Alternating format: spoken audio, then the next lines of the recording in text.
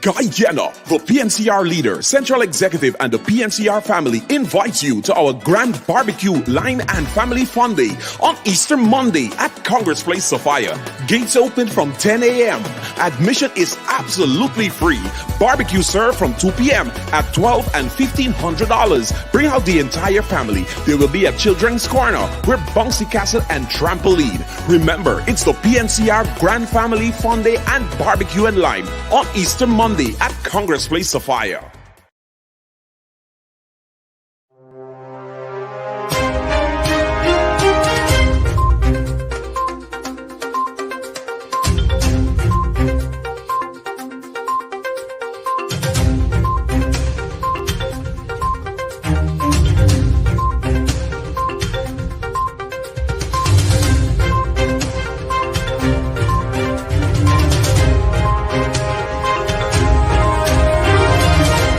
That's why I said so. And now, here is Coretta McDonald, Member of Parliament and host of Advancing the Cause. Because I still got the bucket. That's why I didn't go there before.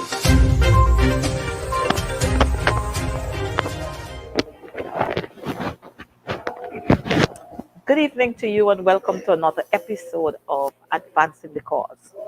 This evening we have so much to talk about. Quite a lot is happening.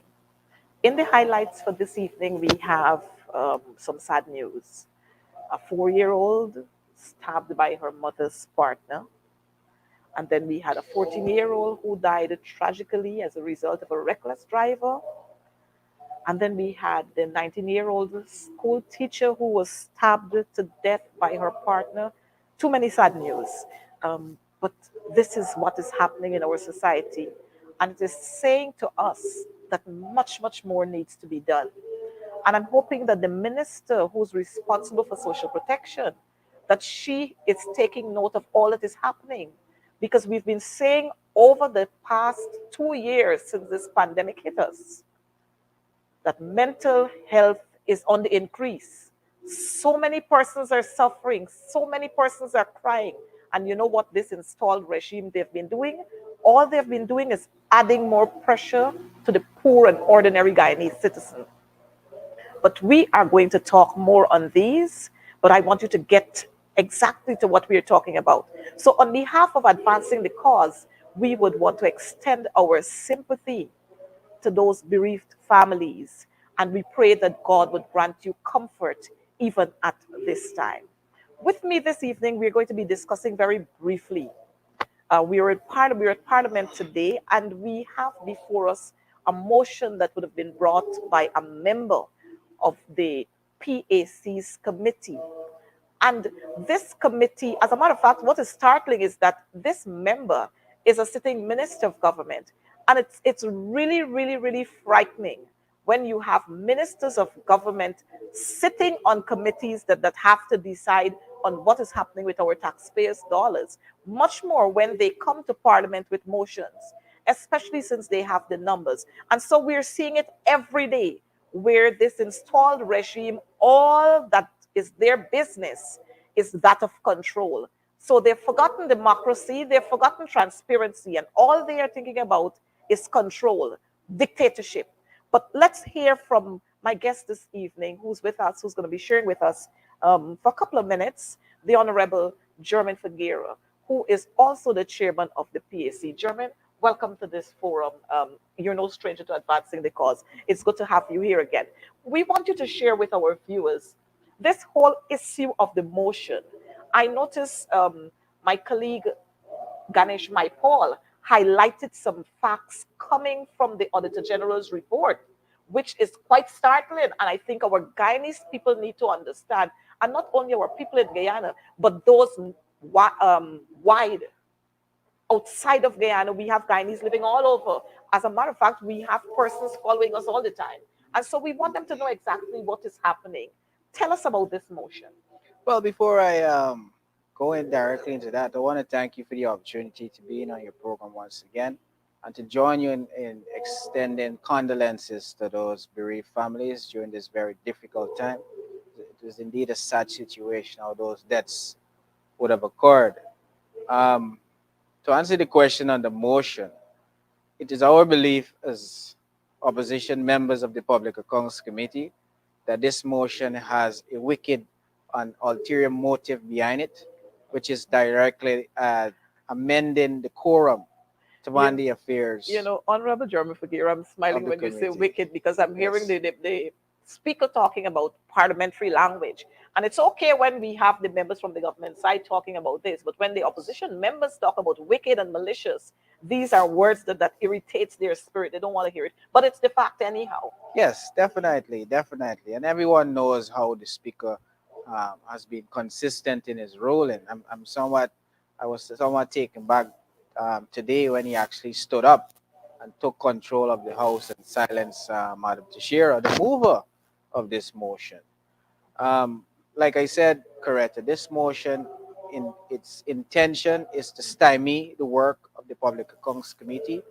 It is to prevent us primarily from reaching the years of the PBP being in government from 2020 to 2021. What And exactly are they asking in this motion? What are they asking for? in the motion, they are attempting, and I think it will succeed because they have the numbers. They want to amend the Standing Order 96 of the Standing Orders of the Parliament, to change the quorum for the Public Accounts meeting to proceed, which requires only 3 members. Wow. And those 3 members doesn't necessarily have to be opposition or government. Any 3 members. Any 3 members without Yeah. the chairman No, the chairman and any other 3. and any other 3. So 4 members we're looking at. Yeah, no, sorry, 3 members, the chairman and any 2, And any 2. be it government or opposition. So the thinking behind then, when this PAC was established since 1963, and mind you, it has this quorum set up since 1963, has never changed. So now that they are back in government, and the work that we are doing in exposing their corruption, they want to stymie the work, because we are working at the pace at the Public Accounts Committee, and we're soon to go into their years, 2020, 2021. So their intent is to amend the standing orders to make a quorum of 5 members. But specifically, they want this 5 to be a concoction of 2 opposition and 2 government, along with the chairman. That in itself is very problematic. Who's government too? That's problematic, because how the motion was concocted, the quorum was set up, it didn't matter who were present at the Public Accounts Committee. The primary objective is to undergo the work of the committee. And how it was set up then, we are of the view that once it was continued, it compels the government to be present, because the opposition would always be present, because we are there to give scrutiny to government's account. So in actual fact, German, you're saying that whenever this motion, well, like we know they have the numbers. So if this motion succeeds at the end of this session, it means that at any time, the government can decide to send 1 person or no person at all, Yes. no rep at all, and you have 3 members there from the opposition. You go through with the meeting, and then they come and overrule it That's correct. because they have the numbers. Yeah, but not only that, they can make a determination. If we decide on a particular agency to make an appearance, the government can say among themselves, we don't want the scrutiny to be put towards this agency, and thus intentionally absent themselves, stalling the work of the PSC. And how it was hastily put together, no thought was given but on how it was constructed. Because the motions say 2 opposition, 2 government, and the chairman constitutes a quorum. If the chairman is not around, the business of the PAC becomes irrelevant, because it didn't say the chairman or an acting chairman. Because if, God forbid, I fell ill, no work will go on. No If I work have to will go on. leave parliamentary work overseas, no work can be done, because of how it was hastily constructed. No thought was put towards putting this motion together. Which in actual fact is saying that the PPP are not serious about the people's business. Not serious about transparency, they're not serious about accountability, and they're not serious about good governance. Because if they were, they would have never brought this motion. And what the minister attempted to do was to make a comparison of the amendments to this motion to the Parliamentary Management Committee, which has a setup of that nature. But It's vastly different. The Exactly. roles are different, the functions are different, the objectives are different, and more so, it is manned by the speaker. It is chaired by the speaker, the deputy speaker of the house, and the speaker is their person. Yeah. And the Public Accounts Committee, the chairman is opposition. And that's what they don't want. Exactly. They don't want the scrutiny. Yeah. But I'm happy that you're here to share with us, because I heard Ganesh talking about, he mentioned a few ministries. Yes. And what has transpired from 2020 in the Auditor General's report. Do you care to share some of that with us? Well, Ganesh has skillfully brought to bear where the findings in the 2020 audit report of the Auditor General shows specifically some of the very said issues that has been appearing in 2017 and 2018 that we're presently examining, where the very agency he called out today, Office of the Prime Minister, Public Works Ministry, Health, and Health, local government, local government, and the health. the very said issues that would have arisen in those examinations, that the Minister Gail Teixeira, as well as Member Edgel, who are very boisterous in those committees, and gives the impression that they will ensure that this doesn't happen under their watch. We are seeing that it is far more in excesses compared to what we are presently pursuing. They are being hypocritical in what they are doing presently, because under their stewardship, it is they who are the head of the ministries, and this is what is happening under their watch. So it is very absurd, to say the least, but they don't want us to expose, and Ganesh would have just read selective paragraphs, so you can imagine when we get into the bulk of the examination, what more we will uncover. Well, German, I'm happy that you're here again, so that our viewing audience, they would understand exactly what is happening. Because the thing is, the absence of Parliament for so long sometimes doesn't allow for people to keep track of what is happening. Yes. But it is our responsibility to be able to share and to bring these highlights out, so that the people out there would understand how this government is operating, this installed government. They did this before 23 years ago, and they're attempting to do the same thing. And of course, because they have the numbers, they'll get away with some of it. But the responsibility now is not only of us, the opposition members, but it is for the public out there to be able to call out these people and to have them account for every wrongdoing that they are attempting to do. As a matter of fact, we have many, many persons across this country who are hungry. They don't have somewhere to lay their heads. And I always say, charity begins at home. And we've not seen the First Lady coming out to offer assistance to children who are suffering in Sophia and Tiger Bay and All Boys Town and other areas, to give food and hampers and so on. But we've seen her gone to Region 1, where we have the Venezuelans there, and she's offering all kinds of things to them. And I'm wondering, where is this thought that says charity begins at home? If you're going to help, it is a good thing to help. But if you're going to help, you must help your own people before you attempt to help other people. And these are the ways that they use to scamper our taxpayers' dollars, to do their own things, and they put them under all kinds of guises. But congratulations to you as chairman of the PAC, which is the Public Accounts Committee, and the work that you and the team there would have been doing. And this is the opposition's team. We are going to keep them on their toes. I notice you have your colleague there, the Honorable Member Edgel, who's on his toes right now. And a man who is always about transparency is absent most of the times from these meetings. You're going to have to find a way to get him to come to these meetings. Yes. But again, thank you, Jermaine, for coming. But before I go, it's remarks. interesting that you made mention of what the First Lady is doing. But I rather we primarily give the attention to the elected officials. Social Services Ministry should be doing what the First Lady is doing.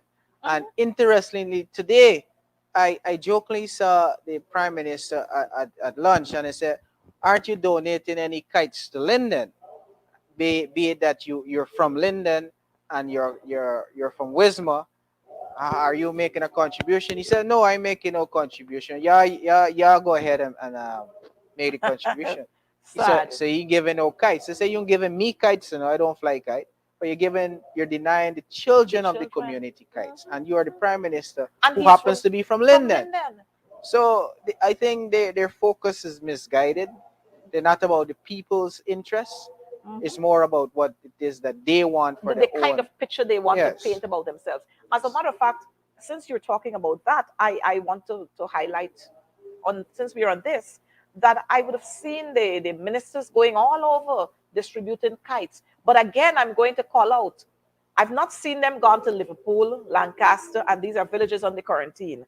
Liverpool, Lancaster, Manchester, Ulverston, Alness, Salton, Limner, Nerney. I've not seen them gone to those villages Yes. to distribute kites. Maybe after this program, you'll see them going. But if we are going to do, and you keep preaching this one Guyana thing, and I keep saying, don't bother with this one Guyana, because we know it's not a one Guyana.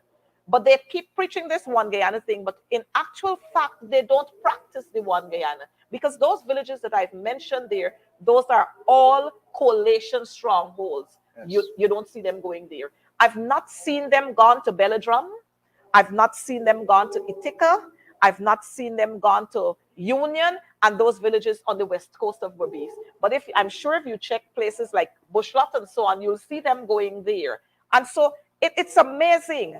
Right here in Georgetown, we have East Le Penitence, Northeast Le Penitence, West Plumfed. I've not seen them going to these communities, Yes. but you see them going all over in Region 3, till down at the bottom, wherever. I mean, all of these communities have children.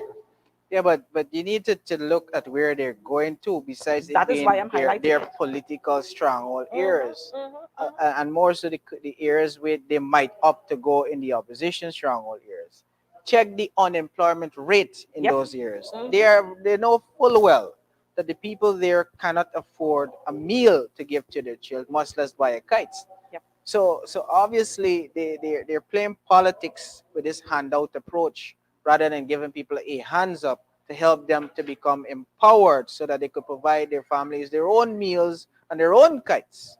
So they need to stop politicizing the people's resources and ensure that everyone benefits from the patrimony of this country, and they're failing to do so. Which takes us to the thought that says, stop giving a man a fish, but Teach him how to teach him fish. how to Yes. fish so that he can go out there. So we're saying provide the jobs for our people. Yes. So that you don't have to give them handouts. We have returned to the state where this country and the people in this country have become handout people.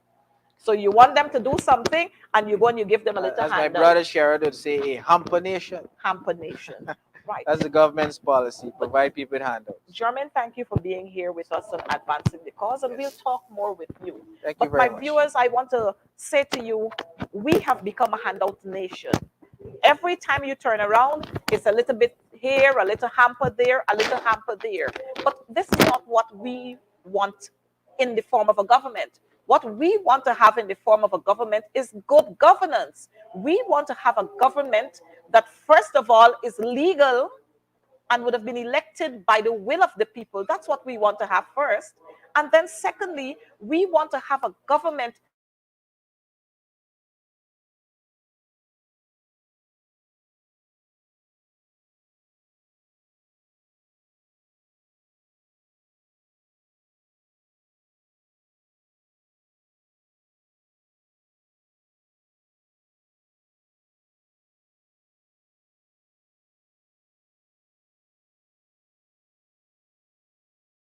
hoping that pretty soon we're going to have that happening in this country. But we can only have that happening in this country when the APNU, AFC would have been returned to government. That's when we'll have it.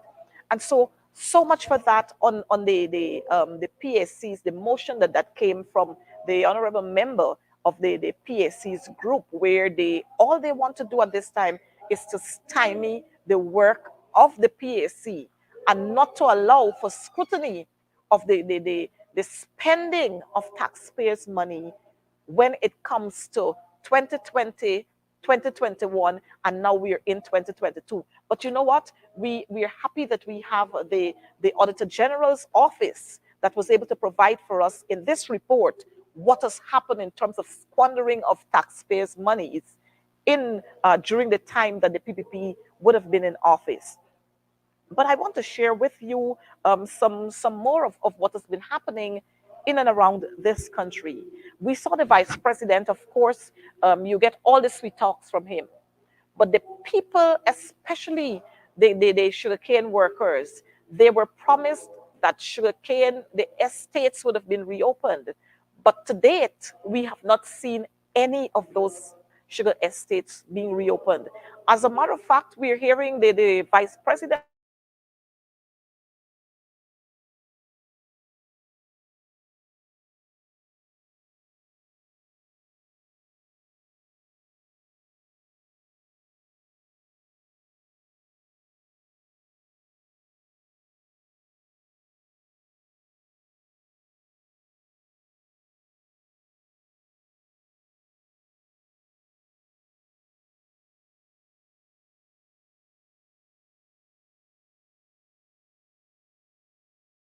we don't do what we are supposed to do.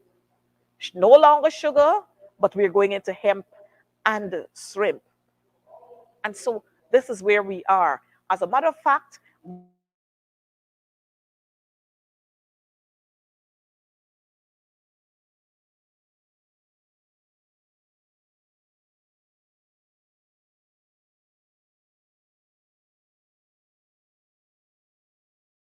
kind of survey was done, or those are just empty promises because you want people to feel good. But we know the PPP and we know what they have been doing over the years. And this is what they will continue to do. They will continue to tell people all kinds of things, things that they think people want to hear. They'll continue to tell them that.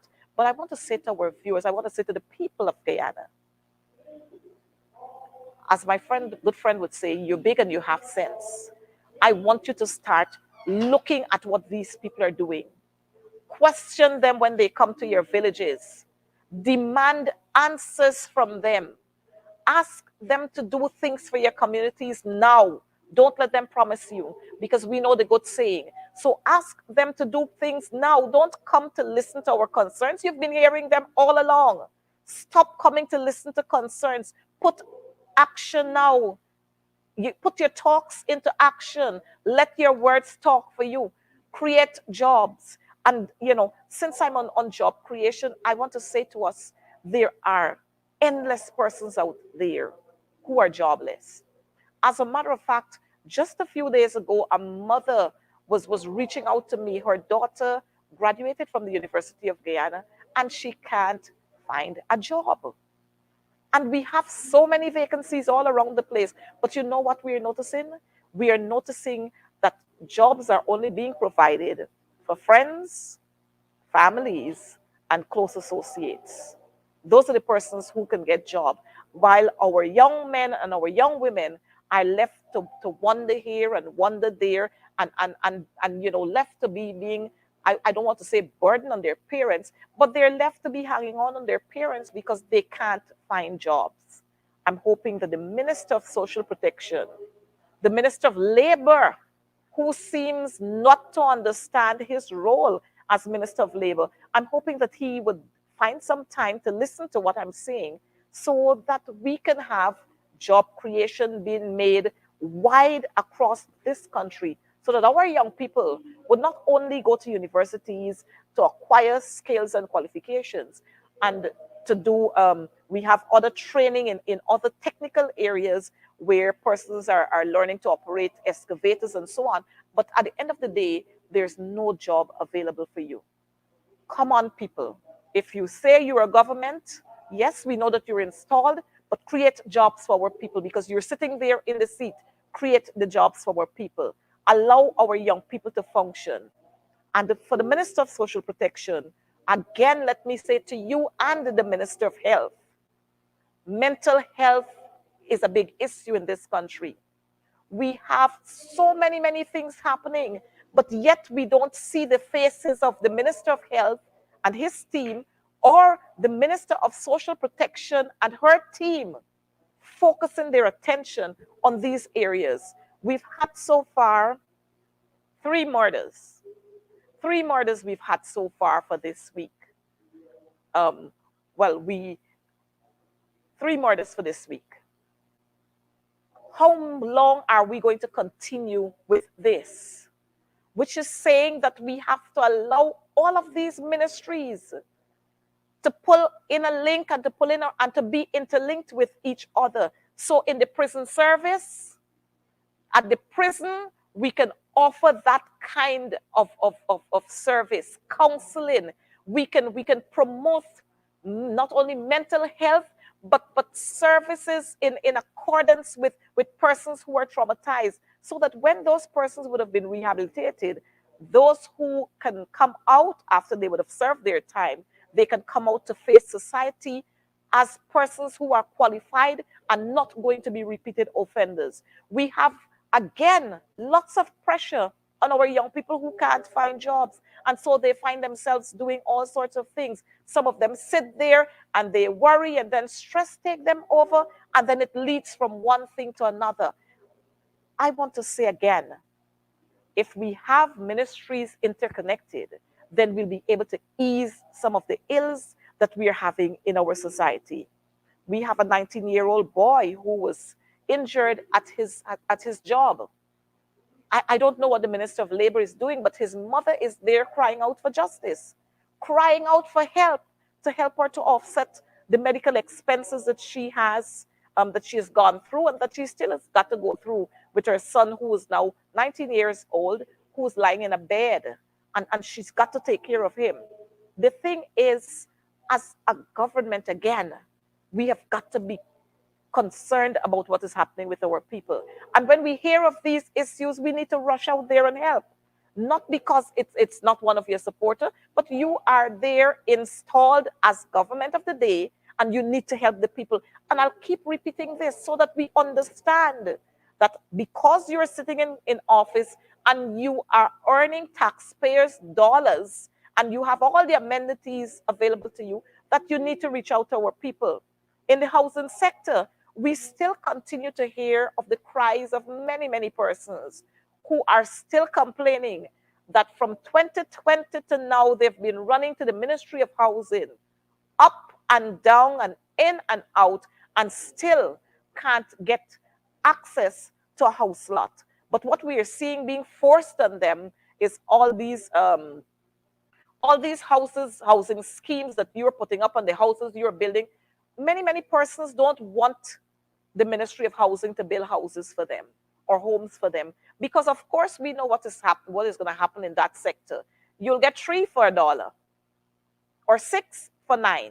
So people want to have their land, and they want to go and build their homes according to their likeness, not for you to build it for them. And then the amount of monies that is being called for those homes when they are built, the ordinary man or the ordinary young woman can't go to the bank to access a loan to get to be able to acquire that.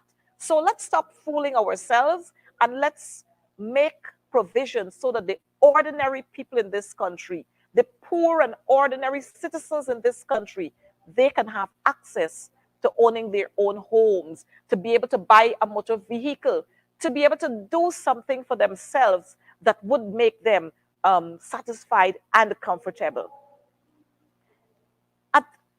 So coming out of that, I want to turn our attention again to some of what the vice president would have been there in Berbice, telling our folks in Berbice there on his outreaches. Folks, our days for listening to Nancy's story is finished. These are serious times that we're living in. We're faced with a pandemic in this country, and there is absolutely nothing that is being done at this time to curb the spread of the pandemic. Everywhere you go, and I want to warn you, viewers, please continue to wear your mask. COVID is still alive and well. Continue to wear your mask. Stay away from those large crowds, because we are seeing these very large gatherings, and nobody is taking care of what is happening with you. Nobody is concerned about what is happening in those large crowds. Stay away from those large crowds or wear your mask. And yes, let me say, stop listening to all those Nancy stories that you're getting. These people don't care about us. They don't care about us. If you look at the amount of investors who are coming to this country and are being bestowed with lots and lots of land, lots and lots of concessions, and we who are living right here, you can't apply and get a piece of land on the Linden Sioux Dyke Highway or somewhere at Kurukuru or Kurukuru. But you look at how many investors are getting those lands there. So it is saying to us that these people are again on a path of selling Guyana out. And if we don't be careful, some of us might be sold with them too. We have got to be on the lookout for what is happening in this country.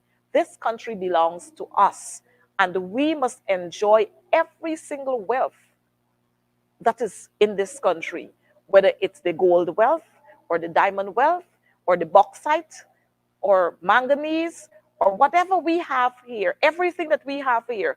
Our rice industry, if you look at it, it's falling apart. Our rice farmers are crying out. The taxi drivers are crying out. Everybody is crying out, but the PPP seem to continue to say, oh, things are all bright and glorious in this country and people are happy. The fact is we are not happy. The fact is people are not comfortable. The fact is cost of living is taking us over. As a matter of fact, let me say to us that cost of living is now lifting the ordinary man up in the air. And that is to tell you how much weight cost of living is coming with. Your salary is at ground zero, but cost of living has swept under that and it's lifting you and the salary. And there seems to be no provisions, no care at all in terms of looking at balancing what your salary is with the cost of commodities in the markets, in the supermarkets, at the gas station, and everywhere else. And we have to take note of that, and we have to be cognizant of the fact that we are the game changers. We are the agents of change, and it is our voices and our actions that can cause things to happen. Just let me remind our viewers that we started, of course, let me apologize for our late start, which is what I should have done before. But I'm sure you're enjoying what is happening here, and you recognize that because we're at Parliament, we had to start a little later. Then we're going to be rushing to close the program because we need to get on with the people's business. But of course, I had to come out here to give you these highlights on what is happening in and around Guyana at this time. And so to our viewers, I know many of you would have celebrated birthdays, and so let me say happy birthday to those who would have celebrated birthdays and those who've celebrated wedding anniversaries. Happy wedding anniversary to you. May God continue to bless you all, and may you continue to keep that fire or those fires burning as you go on and on and on and on. And so to our viewers right here in Guyana, to our viewers across the Caribbean, to our viewers in North America and in the UK and further afield, I want to say to you, thank you for being here with us on Advancing the Cause. And I trust that as we continue to move forward, that you are going to share with us some of your concerns too, so that we can highlight these on this program. This is all for now on Advancing the Cause as we continue to move on. But I just want to share very quickly. I know that the teachers have been going through their own little bits in terms of all kinds of issues. Schools have closed for the Easter vacation, and so I want to extend happy Easter to our teachers as well as our boys and our girls who are going to be flying their kites. But let me caution you, please fly your kites in open spaces. And as we go through this period, we remember the sacrifice that would have been made by Jesus. And I'm hoping that many of our politicians, they are going to remember this period, and they're going to use this period to help them to change their attitude towards their fellow Guyanese. But for the teachers that may say, those of you who have already voted and posted your ballots, we thank you. And for those who have not done so as yet, let me remind you and let me urge you that you have just about 2 more days to do that. So call up your friends, find out if they have voted already. And of course, you know that you have to vote for the winning team, which comprises of Vanessa Kissoon for president, Lesmond Collins, first vice president, Coretta McDonald, General Secretary, and Jennifer Clark Nicholson, Deputy General Secretary. Those are the young ladies. Those are the women who are influential, and those are the women who will move the teachers' business forward. We've seen just a couple of days ago a parent assaulting a teacher, but I'm happy that with our intervention, we got the kind of satisfaction we needed from the Ministry of Education. As a matter of fact, we got the support of the Ministry of Education, and so that parent is going to be dealt with. But again, teachers, do what you have to do. Vote wisely. Vote for the persons who can give you true representation. Don't look at faces. Vote for persons who you know wouldn't, quote unquote, sell you out for scholarship or a car or some position somewhere. Vote for people who are selfless, people who are concerned about the welfare of teachers, the welfare of our children, and this nation's movement on a whole. So go out there and vote, and ensure that you send those ballots to the post office box that has been mentioned on or labeled on that envelope so that your vote could be counted. This is all for now on Advancing the Cause. Do be good citizens. See you again next week at 6:30, where we'll have another episode of Advancing the Cause. Take care, wear your mask, enjoy the Easter, and may God continue to bless you. Bye-bye for now. Guy Jenner, the PNCR leader, Central Executive, and the PNCR family invites you to our grand barbecue line and family fun day on Easter Monday at Congress Place, Sophia. Gates open from 10 a.m. Admission is absolutely free. Barbecue served from 2 p.m. at $12 and $1,500. Bring out the entire family. There will be a children's corner with bouncy castle and trampoline. Remember, it's the PNCR Grand Family Fun Day and Barbecue and Lime on Easter Monday at Congress Place, Sophia.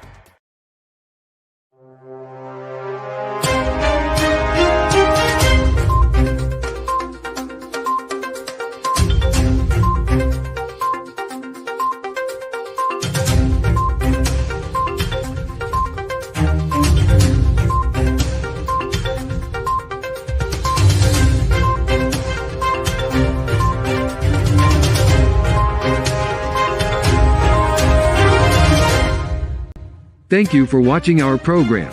See you right back here, same place, same time. And remember, hold the line of battle, comrades.